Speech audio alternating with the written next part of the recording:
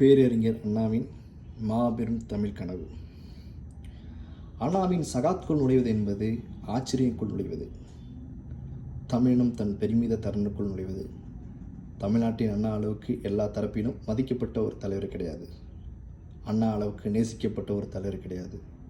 அண்ணா அளவுக்கு கொண்டாடப்பட்ட ஒரு தலைவர் கிடையாது. அண்ணா அளவுக்கு மக்களிடத்தில் தன்னை கரைத்து கொண்ட ஒரு தலைவர் கிடையாது. சுதந்திர இந்தியாவில் ஒரு தனிநபர் கட்சி ஆரம்பித்து முதல்வர் ஆகலாம் என்ற ஒரு எடுத்துக்காட்டு பேரறிஞர் அண்ணா. தமிழன் யாருக்கும் தாழாமல், யாரையும் தாழ்த்தாமல், யாருக்கும் எஜமானாக இல்லாமல், யாருக்கும் அடிமையாகவும் இல்லாமல், யாரையும் சுரண்டாமல், யாராலும் சுரண்டப்படாமல் நல்வாழ்வு வாழ வேண்டும் என்பதே என் குறிக்கோள். பேரறிஞர் அண்ணா.